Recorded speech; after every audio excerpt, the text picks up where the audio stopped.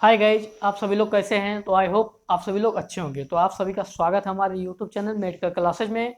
तो इससे पहले की क्लास में हमारा जो था वो child morbidity and mortality rate था, वो कल की क्लास में कंप्लीट हो गया है। आज हमारा जो पीडियाट्रिक्स में एक नया टॉपिक है जो क्या है, differences between the children and adult है।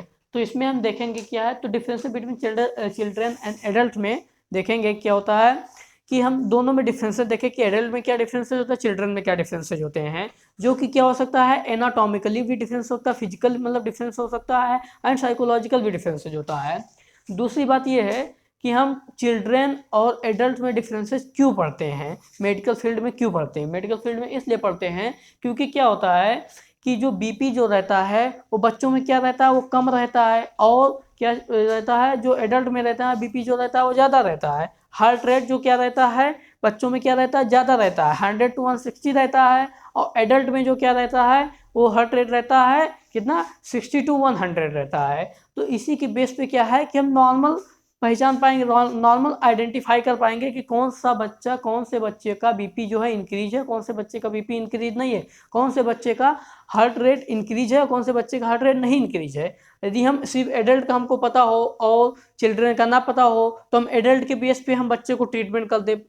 एडल्ट में क्या रहता है, बीपी इंक्रीज रहता है, और बच्चों में क्या रहता है, बीपी कम रहता है। तो इस तरह से हम एडल्ट का कंपेयर, एडल्ट का हमको पता रहे और समझे कि बच्चों का भी वही रहेगा, तो इसके बेस पे हम केयर दे देंगे तो क्या हो जाएगा, मिस्टेक हो जाएगा। तो इस तरह से क्या है कि इसीलिए डिफरेंसेस जानना जरूरी है। अब हम देखेंगे डिफरेंसेज में जो है वो एनाटॉमिकली एंड फिजियोलॉजिकली डिफरेंस है, जिसको सिस्टमिक डिफरेंस भी बोलते हैं। फिर सेकंड हमारा क्या है, साइकोलॉजिकल डिफरेंसेज है। और थर्ड क्या है, पैथोलॉजिकल डिफरेंसेज है। और डी में क्या है, सोशल डिफरेंसेज है। और ई क्या है, कॉग्निटिव डिफरेंसेज है। तो इन सभी को हम वन बाय वन पढ़ेंगे। अब फर्स्ट हमारा क्या है, एनाटॉमिकल एंड फिजियोलॉजिकल डिफरेंसेज, जिसको सिस्टमिक डिफरेंसेज भी बोलते हैं। तो सिस्टमिक डिफरेंसेज इसलिए बोलते हैं क्योंकि एनाटॉमिकल एंड फिजियोलॉजिकल डिफरेंसेज में ये सारे सिस्टम्स आ जाते हैं, integumentary system, respiratory system, cardiovascular system, urinary system, ये जितने भी सिस्टम्स हैं हमारे, ये सारे सिस्टम्स आ जाते हैं। वन बाय वन हम सभी सिस्टम्स में पढ़ेंगे कि क्या क्या डिफरेंसेज होते हैं जो एडल्ट और चिल्ड्रन में पाए जाते हैं, देखने को मिलते हैं। तो फर्स्ट हमारा क्या, फर्स्ट हमारा इंटेगुमेंट्री सिस्टम। इंटेगुमेंट्री सिस्टम में देखेंगे कि क्या हो जाता है, थिनर स्किन। बच्चों में जो क्या होता है, बच्चों का जो स्किन होता है वो थिनर होता है एडल्ट के कंपेयर में, और एडल्ट का क्या हो जाता है, एडल्ट के क्या रहता है, थिनर नहीं रहता है। फिर देखेंगे स्वेट ग्लैंड। स्वेट ग्लैंड जो रहता है वो लेस डेवलप रहता है, बच्चों में क्या रहेगा, स्वेट ग्लैंड लेस डेवलप रहता है। इससे क्या होता है कि बच्चों को पसीना कम आता है, एडल्ट को पसीना ज़्यादा आते हैं, ये रहता है। अब हम देखते हैं इसमें नेक्स्ट हमारा क्या है, रेस्पायरेटरी सिस्टम। नेक्स्ट है रेस्पायरेटरी सिस्टम। रेस्पायरेटरी सिस्टम में हम बात करते हैं तो यहाँ पर इंक्रीज रेस्पायरेशन रेट रहता है। रेस्पायरेशन रेट जो बच्चों का जो रहता है वो 30 to 60 ब्रीथ पर मिनट रहता है। ये B/M लिखा हुआ है तो ब्रीथ पर मिनट है। तो इसमें क्या है कि रेस्पायरेशन जो रहता है, रेस्पायरेटरी रेट रहता है वो इंक्रीज रहता है। ये इंक्रीज का सिंबल है, शॉर्ट फॉर्म में लिखे हुए इंक्रीज।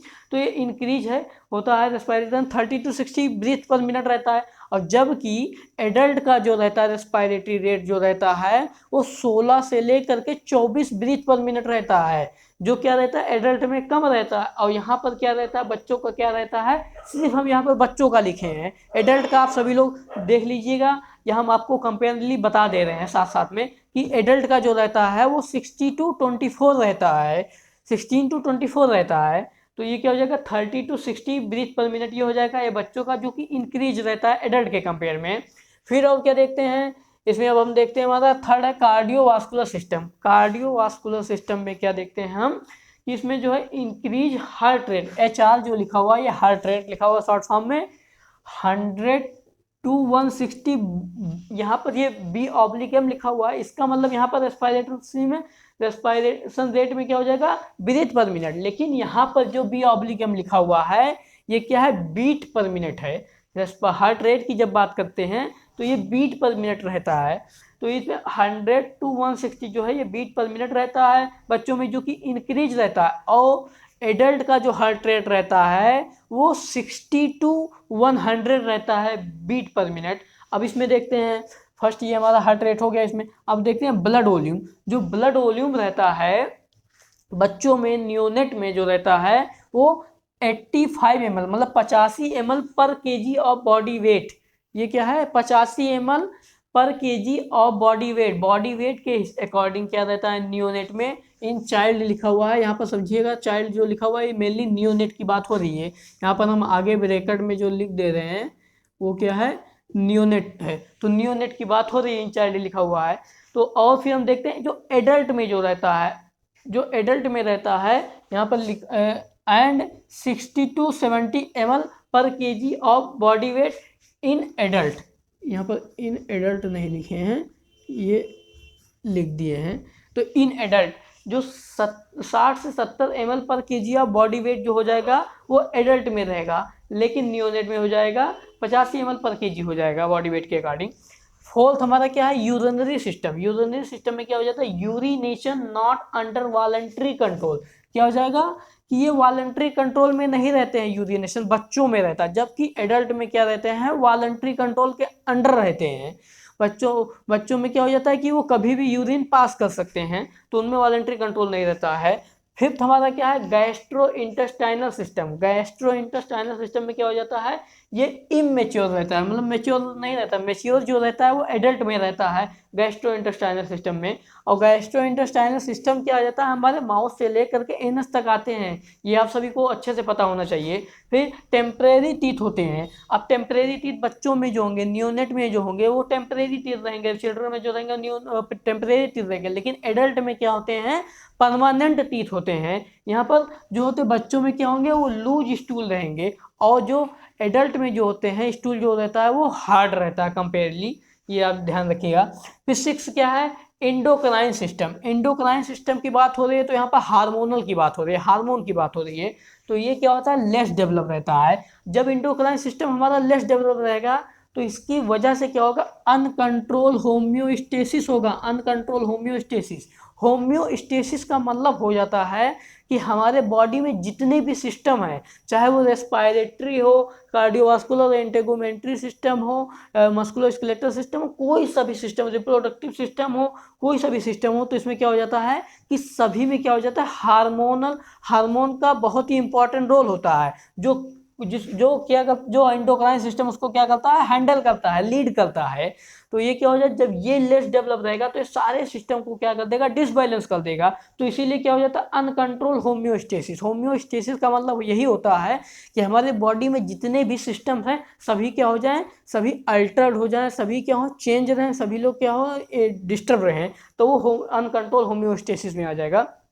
होमोस्टेटिक्स है यहाँ पर लिखा हो, या होमोस्टेसिस एक ही बात है। सेवंथ देखते हैं रिप्रोडक्टिव सिस्टम। रिप्रोडक्टिव सिस्टम की बात करते हैं तो इसमें क्या हो जाता है, ओवरीज जो होते हैं ये गर्ल्स में होंगे, गर्ल्स लेडी चाइल्ड में या फीमेल चिल्ड्रन में होंगे, वो 10 mm क्या हो गया, लेंथ हो गए, और 2 से लेकर के 4 mm क्या हो जाएंगे, उसका विड्थ होता है ओवरीज का। लेकिन एडल्ट गर्ल्स की बात करते हैं, एडल्ट फीमेल की बात करते हैं, तो वो क्या होगा, यहाँ पर 25 mm जो होंगे वो लेंथ हो जाएगा। और जबकि जो विड्थ जो होता है वो 10 से लेकर के 15 mm जो होता है वो विड्थ होगा। ये किसकी बात कर रहे हैं हम, जो एडल्ट फीमेल होते हैं। अब टेस्टिस की बात करते हैं। टेस्टिस जो होता है वो नियोनेट में, चिल्ड्रन में हम बात करते हैं तो 1 से 2 सेंटीमीटर जो होता है लेंथ होता है, और विड्थ जो होता है, चौड़ाई जो होती है उसकी, वो 0.7 से लेकर 1.5 से 1.6 सेंटीमीटर तक क्या होती है, उसकी टेस्टिस की क्या हो जाती है, चौड़ाई होती है। लेकिन एडल्ट मेल की बात करते हैं, एडल्ट मेल की यदि बात करते हैं तो जो इसका लेंथ होता है वो कितना होता है, 4 से 5 सेंटीमीटर होगा, 4 से 5 सेंटीमीटर होगा। और जो उसकी विड्थ जो होती है वो एडल्ट मेल की भी बात करते हैं तो यह कितना हो जाएगा, 2 से 3 सेंटीमीटर हो जाता है, 2 से 3 सेंटीमीटर हो जाएगा। अब हम नेक्स्ट बात करते हैं मस्कुलोस्केलेटल सिस्टम। मस्कुलोस्केलेटल सिस्टम की बात करते हैं तो एडल्ट के कंपेयर में जो चाइल्ड का बोन होता है वो सॉफ्ट बोन होता है। और फिर नेक्स्ट बात करते हैं सूचर आर नॉट यूनाइटेड। जो सूचर्स होते हैं, जो हमारे क्या हो जाता है स्कल में जो सूचर प्रेजेंट होते हैं, जो क्या हो जाता है फ्रंटोनल सूचर होते हैं। फ्रंटल सूचर क्या होते हैं, जो बच्चों में जो फ्रंटल टू बोन होते हैं तो इन दोनों के बीच में एक सूचर प्रेजेंट होता है तो फ्रंटोनल सूचर हो जाएंगे। टेम्पोरल क्या है, फ्रंटल बोन के पास और पैराइटल बोन के बीच जो प्रेजेंट होते हैं वो कोरोनल सूचर होते हैं। और जो टू पैराइटल बोन के बीच प्रेजेंट होते हैं वो सैजिटल होते हैं। और पैराइटल और ऑसिपिटल बोन के बीच जो प्रेजेंट होते हैं वो क्या हो जाते हैं, लैम्बडॉइड सूचर होते हैं। तो इस तरह से हमारे स्कल में 4 सूचर प्रेजेंट होते हैं। तो वो सभी सूचर क्या हो जाते हैं, वो कंप्लीटली यूनाइटेड नहीं होते, कंप्लीटली आपस में जुड़े नहीं होते हैं, बहुत ही वीकली जुड़े होते हैं। तो ये सूचर आर नॉट यूनाइटेड लिखा हुआ है यहाँ पर, उसका मतलब वही है। और फास्ट हाइट इंक्रीज, यहाँ पर फास्ट हाइट इंक्रीज लिखा हुआ है। तो क्या होता है, बच्चों का जो हाइट इंक्रीज होता है, चिल्ड्रन में जो हाइट इंक्रीज होता है वो वेरी फास्ट होता है, जबकि एडल्ट में क्या हो जाता है कि या एक समय के बाद स्टॉप हो जाता है या तो फिर होता ही नहीं, इंक्रीज ही नहीं होता है, ये होता है, ये डिफरेंसेज है। फिर इम्यून सिस्टम की बात करते हैं, तो इम्यून सिस्टम की बात करते हैं तो लिम्फॉइड टिश्यू स्मॉल होते हैं। जो लिम्फॉइड इम्यून सिस्टम में जो होते हैं लिम्फॉइड टिश्यू होते हैं, वो क्या होते हैं, स्मॉल होते हैं, बट वो इंक्रीज होते हैं and increase rapidly in size, और वो बहुत तेजी से क्या होते हैं, साइज में इंक्रीज होते हैं। फिर लिखा हुआ है यहाँ पर लेस डेवलप। लेस डेवलप क्या हो जाता है, इम्यूनिटी, यहाँ पर जो होगा वो लेस डेवलप बात हो रही है, वो इम्यूनिटी की बात हो रही है, क्योंकि बच्चों में क्या हो जाते हैं, जो इम्यूनिटी मिलती है वो मदर से मिलती है, लेकिन मदर से मिलने के बाद जो होता है वो 3 मंथ तक जो है क्या है, वो इफेक्टिव रहते हैं, लेकिन उसके बाद जो है बच्चों का इम्यूनिटी खुद से डेवलप होने लगता है। और वैसे भी बच्चों का जो स्टार्टिंग इम्यूनिटी डेवलपमेंट होता है वो बहुत ही वीक रहता है, जिससे इन्फेक्शन होने के चांसेस ज़्यादा रहते हैं। नेक्स्ट देखते हैं न्यूरोलॉजिकल सिस्टम। तो न्यूरोलॉजिकल सिस्टम में देखते हैं कि ये WT लिखा हुआ, वेट लिखा हुआ, weight of brain of neonate.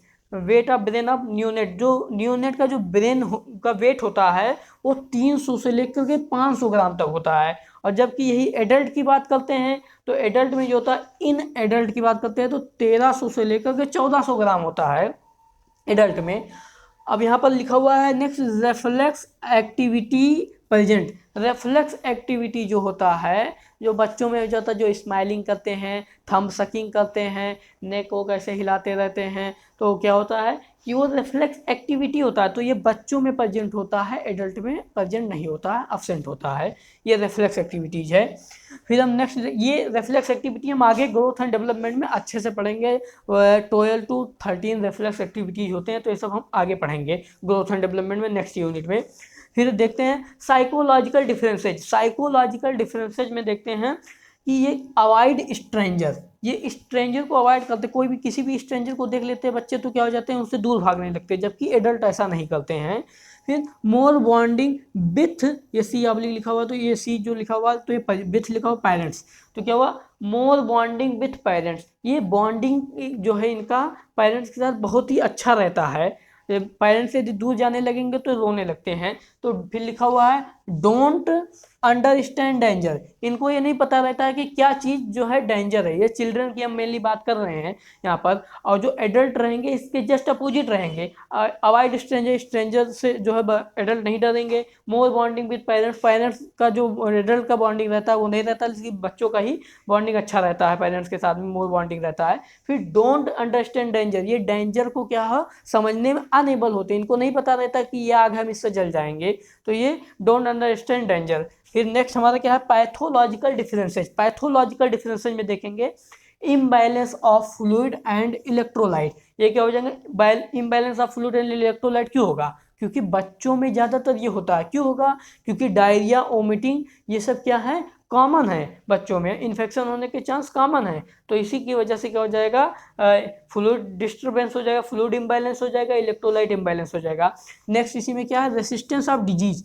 ये क्या है, रेसिस्टेंस ऑफ डिजीज, ये डिजीज के खिलाफ जो है इन चिल्ड्रन में जो होते हैं रेसिस्टेंस कम होते हैं या लेस होता है। कहने का मतलब क्या है कि लेस डेवलप इम्यूनिटी की वजह से, हम पहले ही पढ़ चुके हैं, लेस डेवलप इम्यूनिटी की वजह से रेसिस्टेंस ऑफ डिजीज होता है यहाँ पर बच्चों में होता है, जबकि एडल्ट में ऐसा नहीं होता है। नेक्स्ट देखते हैं सोशल डिफरेंसेस। सोशल डिफरेंस में लैक ऑफ सोशलाइजेशन। सोशलाइजेशन का मतलब ये है कि बच्चे जो होते हैं वो सोशल एरिया में कम्युनिकेशन करने से क्या हो जाते हैं, वो डरते हैं, भागते हैं, दूर होते हैं, स्केप होते हैं। फिर सेल्फ सेंटर्ड। सेल्फ सेंटर का मतलब क्या हो जाता है कि बच्चे जो होते हैं वो सिर्फ अपने खुद के बारे में सोचते हैं, किसी और के बारे में नहीं सोचते हैं। कहने का मतलब दूसरे वर्ड में हम कह सकते हैं कि वो सेल्फिश होते हैं। वो ऐसे वाले सेल्फिश नहीं, क्योंकि भाई उनको क्या है कि उनको कोई भी चीज़ खाने को मिल रहा है तो उनको ही मिलना चाहिए, वो उनको मिले, फिर उसके बाद दूसरे को मिले या ना मिले उससे कोई मतलब उनको नहीं है, उनको खाने को मिलना चाहिए।